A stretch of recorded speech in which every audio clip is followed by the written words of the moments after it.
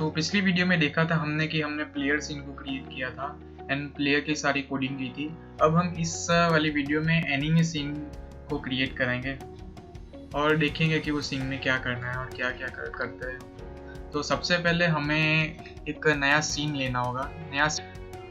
नया सीन लेने के लिए यहाँ पे सीन पे क्लिक कीजिए एंड यहाँ पे न्यू सीन पे, और न्यू सीन में हमें सबसे पहले एक नोड लेना होगा। तो नया नोड लेने के लिए यहाँ पे क्लिक करेंगे और लिखेंगे रिजिड बॉडी।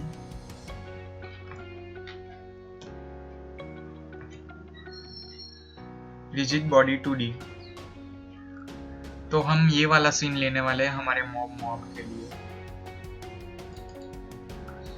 एंड उसका नाम रखेंगे हम मॉब, और ये हमारा एनिमी होगा। तो मॉब को हमें एक पिक्चर भी देनी होगी वो कैसा दिखेगा, और उसको एनिमेशन भी हो चाहिए होगा। तो उसके लिए हम लिखेंगे animation sprite. As a child node हम लेंगे उसको एनिमेशन स्प्राइट नोड। और मॉब को एक कॉल्यूजन भी चाहिए होगा, ताकि हमने प्लेयर को तो कॉल्यूजन दिया, अगर मॉब को कॉल्यूजन नहीं दिया होगा तो मॉब को क्रॉस करके निकल जाएगा, मॉब के आर पार निकल जाएगा। तो मॉब को भी हमें कॉल्यूजन देना पड़ेगा।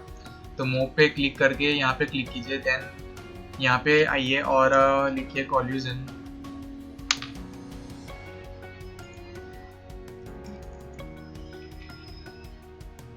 कॉल्यूजन शेप 2D, यहाँ पे डबल क्लिक कीजिए।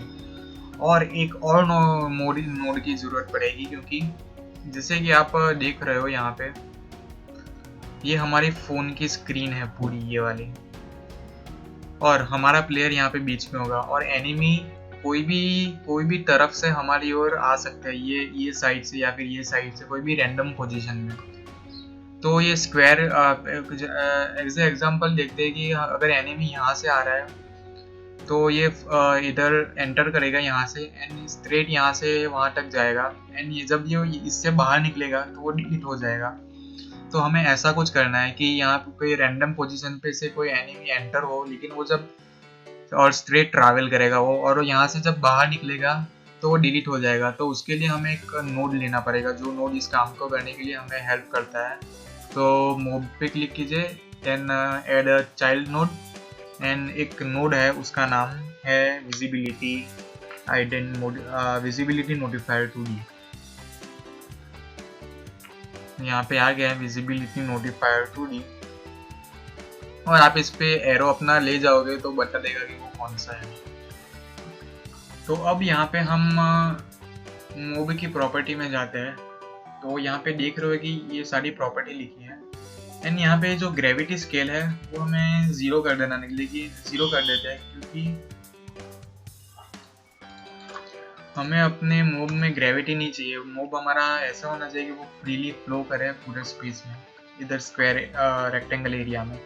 अगर हम ग्रेविटी ऐड करेंगे तो वो नीचे आता जाएगा, तो उसके लिए हमें वो 0 करनी पड़ेगी। देन एक और चीज़ कॉल्यूजन में आओ नीचे यहाँ पे, एंड यहाँ पे होगा लेयर एंड मास्क। ये डिटरमाइन करता है कि आपकी बॉडी किस बॉडी और दूसरी किस बॉडी से टकरा सकती है। तो हमने यहाँ पे लेयर 1 को चेक किया है एंड मास्क को भी चेक किया है। मतलब लेयर 1 में जो भी बॉडी आएगी, लेयर 1 में हमारी अपनी बॉडी है, और उसी लेयर में जो भी बॉडी आएगी उससे हम टकराएंगे। तो अगर मॉब भी एक दूसरे से मॉब सारे सिंगल लेयर में आएंगे और मॉब भी एक दूसरे से टकराएंगे, तो फिर गेम हमारा कुछ क्रैश हो जाएगा, ऐसा कुछ होगा। हम चाहते हैं कि मॉब एक दूसरे से ना टकराए, मॉब सिर्फ प्लेयर के साथ टकराए। तो मॉब के बीच में टकराव को डिसेबल करने के लिए यहाँ पे मास्क को अनचेक कर दीजिए। मतलब वो एक लेयर में होंगे लेकिन एक दूसरे के साथ टकराएंगे नहीं। तो और अब हमें एनिमेशन भी देना होगा अपने एनिमी को। और यहाँ पे एक बात कि हम अपने जो एनिमीज होंगे उसको मॉब नाम का सीन दे रहे हैं, मतलब मॉब सीन है और उसके अंदर काफ़ी सारी एनिमीज होंगे। तो यहाँ पे एनिमेटेड स्प्राइट में आइए, उसकी प्रॉपर्टी में आइए, यहाँ पे फ्रेम, न्यू फ्रेम पर क्लिक कीजिए और फिर से वहाँ पे क्लिक कीजिए, और यहाँ पे ये डायलॉग बॉक्स खुलेगा। तो यहाँ पे डिफ़ॉल्ट की जगह आप लिख लीजिए फ्लाई, एंटर, और दूसरा एक ले लीजिए, देन उसको लिख दीजिए स्विम। दूसरा एक लीजिए एंड उसको उसको नाम दीजिए वॉक। वो एनिमेशन को हम नाम देंगे वॉक। तो और हमने ये 3 एनिमेशन को ले ली, लेकिन उसके अंदर कोई हमने फ्रेम रेट नहीं डाली अभी। फ्रेम हमें जो एनिमेशन डालना है वो नहीं डाला। तो फ्लाई में आइए, जो यहाँ पे आपको मैंने फाइल डाउनलोड करने के लिए दी होगी पहले पार्ट 1 में, और वो अपने जो गोडोट फोल्डर में सेव की होगी, उनमें आपको ये सारे एनिमेशन मिल जाएंगे। तो डॉज एड्रेस पे क्लिक करते हैं, देन आर्ट, और ये रहे हमारे सारे एनिमेशन।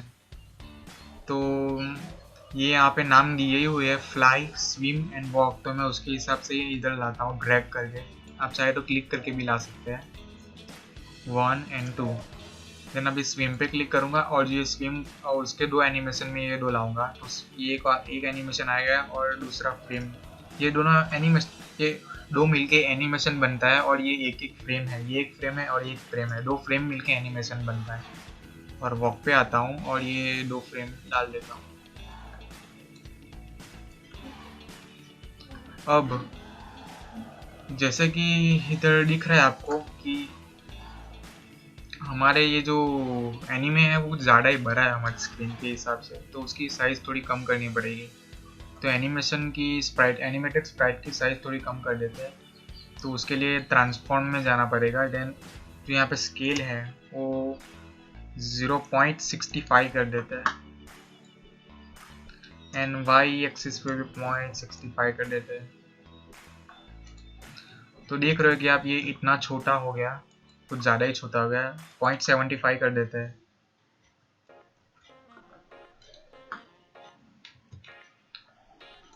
अब ठीक है। तो ये हमारे सारे एनिमेशन आ गए।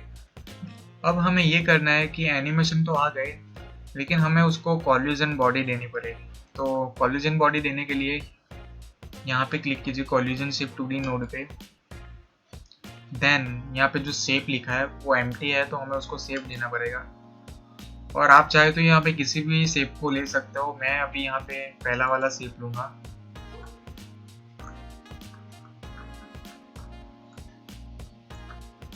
और एक यहाँ पे जैसे कि देख रहे हो कि ये यहाँ पे सीधा है और ये थोड़ा एक्स एक्सिस पे है, तो मैं इसको 90 डिग्री एंगल पे घुमा देता हूँ। तो उसको घुमाने के लिए ट्रांसफॉर्म में जाइए एंड रोटेशन डिग्री है उसको 90 कर दीजिए, एंटर। तो अब ये 90 पे हो गया। तो थोड़ा मैं इसको शेप दे देता हूँ अपने हिसाब से। मैं इसको ऐसे एकदम पूरा नहीं कर रहा, थोड़ी जगह मैं छोड़ रहा हूँ।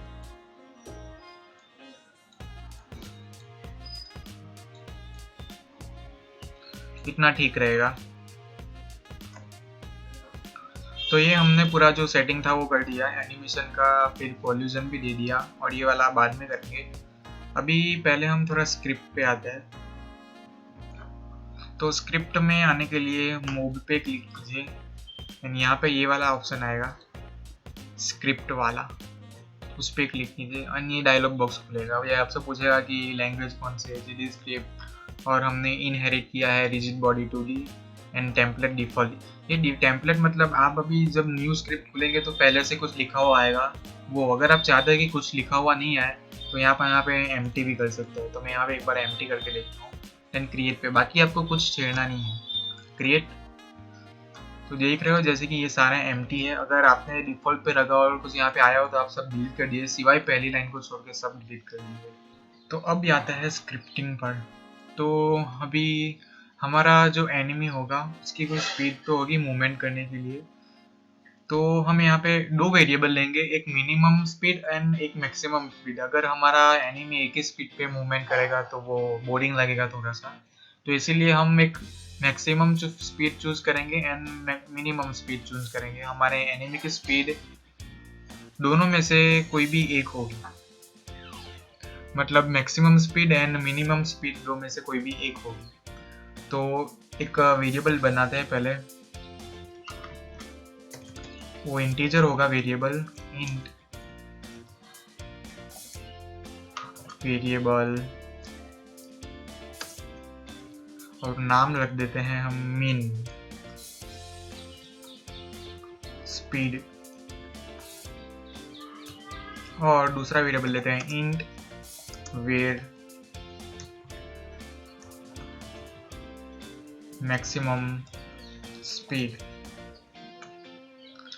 अगर आप चाहते हो कि ये जो दो वेरिएबल है वो आपकी यहाँ पे प्रॉपर्टी में कहीं पे दिखे, तो उसके लिए एक बार मैं आपको दिखा देता हूँ। जैसे कि आप देख रहे हो यहाँ पे कहीं पे भी आपकी प्रॉपर्टी में वो मैक्सिमम स्पीड और मिनिमम स्पीड नहीं है। तो यहाँ पे लाने के लिए मैं एक एक्सपोर्ट वेरिएबल लेता हूँ, ठीक है।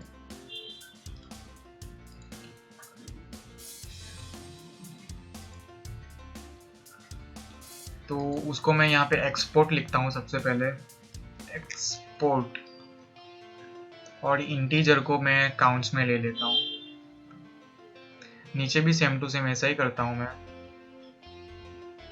एक्सपोर्ट लिखता हूँ, देन इंटीजर को काउंट्स में ले लेता हूँ। अगर आप वहाँ पे प्लेयर सीन में जाके प्लेयर नोड की प्रॉपर्टी को देखें, माफ कीजिएगा, अगर आप मोब की सीन में जाके यहाँ पे दिखेंगे तो आ चुका है यहाँ पर minimum speed and maximum speed. तो अब दूसरा एक वेरिएबल हमें काम आएगा, वो है मोब की जो हमें डिफरेंट एनिमेशन लिए, 3 टाइप के एनिमेशन लिए हैं उसको स्टोर करने के लिए। तो हमें एक एरे लेते हैं, उनमें वो तीनों टाइप के एनिमेशन स्टोर कर देते हैं। तो एरे बनाने के लिए वेर मतलब वेरिएबल मोब टाइप, उसका नाम देते हैं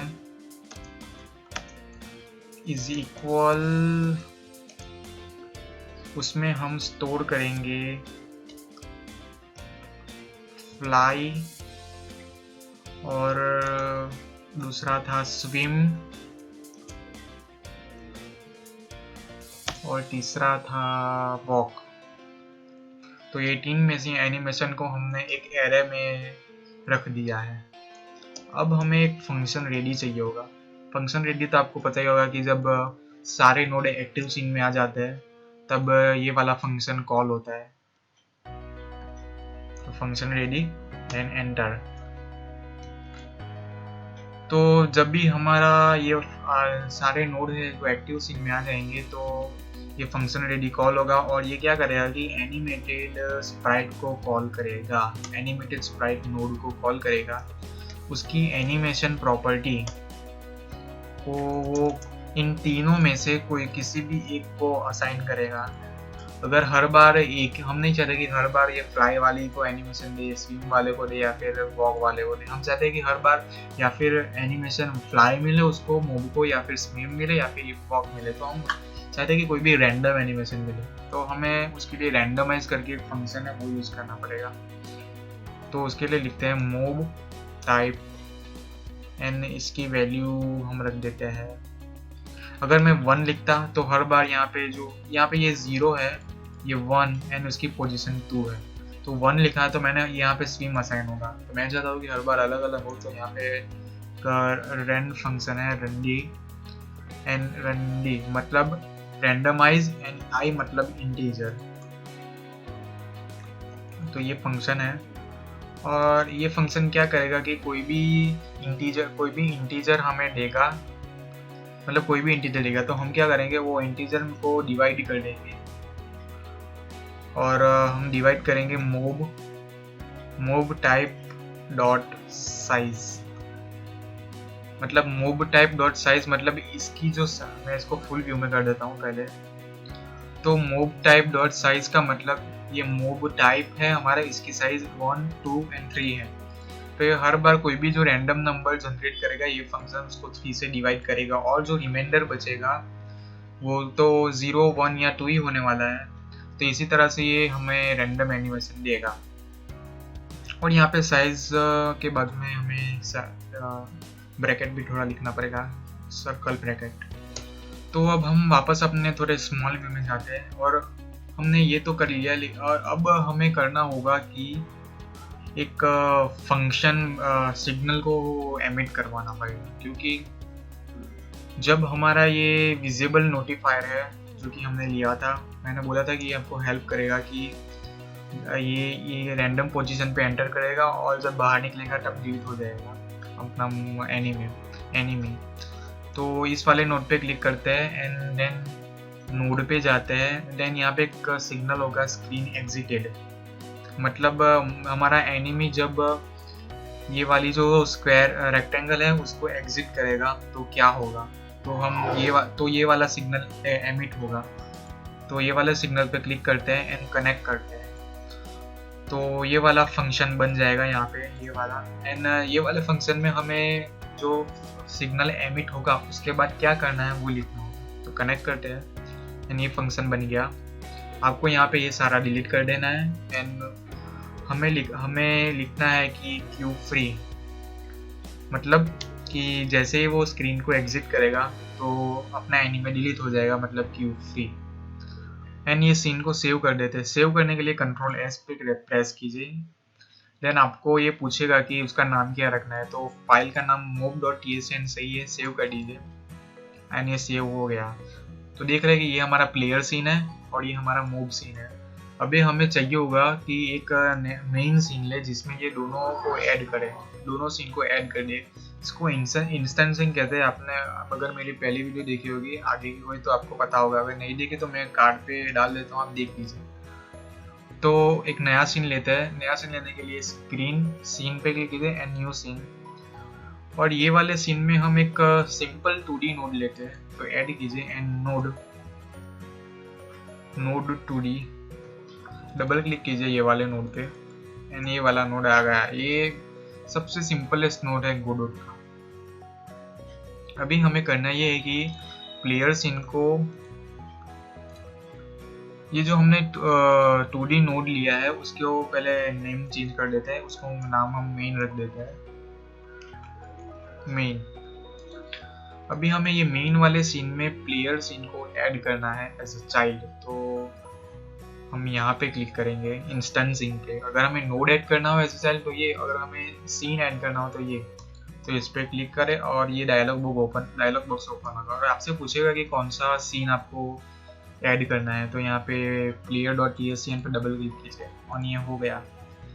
तो अभी हमने ये मेन सीन लिया, उसके अंदर प्लेयर सीन भी ले लिया। अभी मेन सीन के अंदर हमें 4 और नोड चाहिए होंगे, उसमें से 3 नोड हो गए टाइमर से। तो सबसे पहले मेन पे क्लिक कीजिए, देन उसको चाइल्ड नोड ऐड करने के लिए प्लस बटन पे क्लिक कीजिए एंड यहाँ पे लिखिए टाइमर, और ये रहा टाइमर एंड क्रिएट। और ऐसे दूसरे हमें और 2 टाइमर चाहिए होंगे। तो वैसे आप यहाँ पे प्लस बटन क्लिक कर भी कर सकते हैं, लेकिन शॉर्टकट है कंट्रोल डी, जिससे जो पहला वाला नोड हमने लिया था वो कॉपी हो जाएगा। कंट्रोल, तो यहाँ पे कॉपी हो गया। और ये वाला टाइमर का हम नाम देते हैं मोब टाइमर।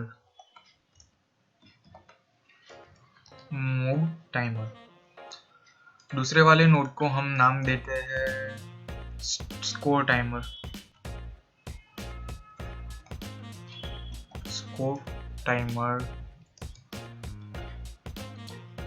तीसरे वाले नोड को हम नाम देते हैं स्टार्ट